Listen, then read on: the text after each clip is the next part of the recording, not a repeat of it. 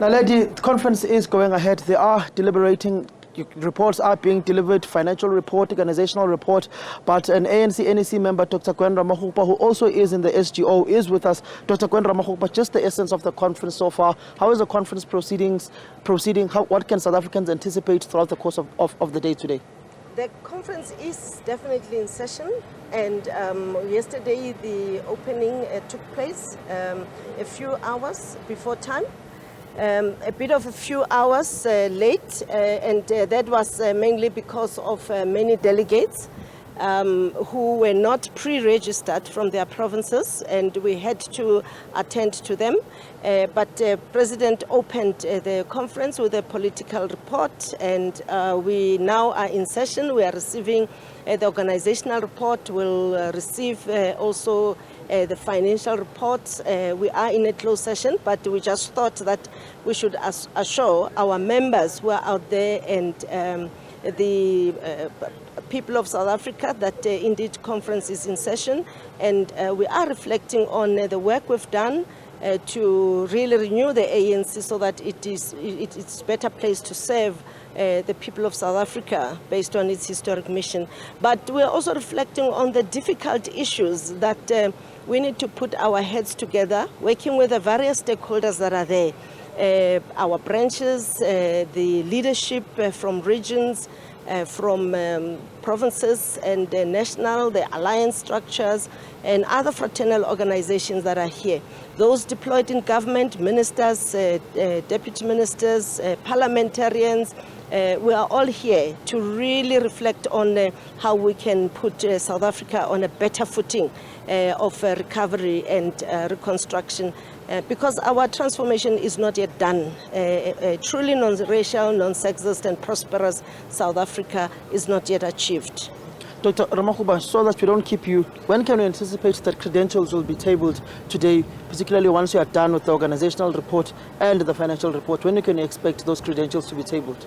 Yesterday night, I met with the Credentials Committee, which is chaired by Senzo Mkunu, and we received the update, and we will be receiving an update in a few hours now, but we'll certainly be presenting credentials during the course of the day.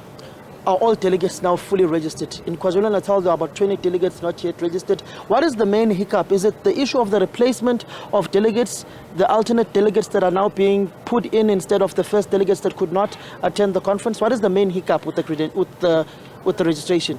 Yeah, as I've said, Samkelo and viewers, we have a preliminary assessment of what caused the delays. For now, it's the registration of mainly those that were not pre-registered. Part of our plans to conference was that everyone must be pre-registered in their provinces. So we are concluding on that. That is definitely a contributing factor. And secondly, we also have a report from our technical staff that the uploading of especially the photos sort of overloaded the system because it was not really planned for. Everyone was supposed to have pre-registers with their photos and everything in the provinces. So mainly it's also because of that. But as I've said, it's all systems go. By 6:30 yesterday morning, most delegates were processed, and that's why conference could go ahead. But the decision was to delay and allow the rest also to be processed. Why wasn't there pre-registration done in the various regions? The KwaZulu-Natal Provincial Chairperson Swene Sotuma says there was a mess up by the SGO. There was no pre-registration in the various regions and the provinces before delegates got to Nasrec.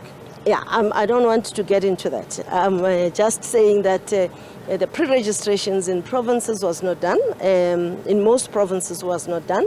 Gauteng did their pre-registration on the eve, I think a day before, and that eased the registration period quite significantly. But that's a contributing factor. I'm not going to get into mudslinging, pointing fingers, because that doesn't help. What helps is identifying a challenge and dealing with it. And certainly we are dealing with it together. I must say that most of the provincial secretaries were with us when I went to check the registration and accreditation center. They were on the ground, on the floor, assisting all other delegates. And we're really pleased that there has been a collective effort to finalize the processes by provincial secretaries and even regional secretaries who are here. So it has been a formidable team. Who's the biggest culprit who didn't do pre-registration? You're really pushing me in that direction. And unfortunately, I'm not at the direction. I'm at the direction where the conference is in session. The conference is proceeding with its business. And certainly we're focusing on how to serve South Africans better. Thank you. Will you be accepting nomination from the floor for Treasurer General?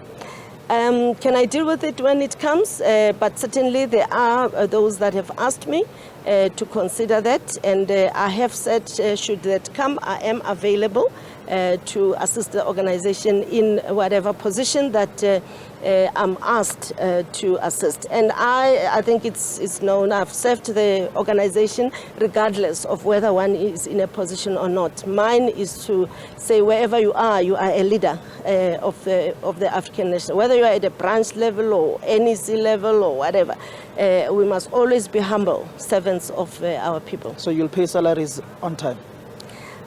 Well, the inspiration will be the term of Obaba Msimang, who left the organization on a very positive note in terms of the finances, the investments, and the stability there. And also Mama Betha Klowa, who is also my mentor, who also from the ANC Women's League was one treasurer that left the Women's League in a very positive note. So it is possible to deal with these financial issues. My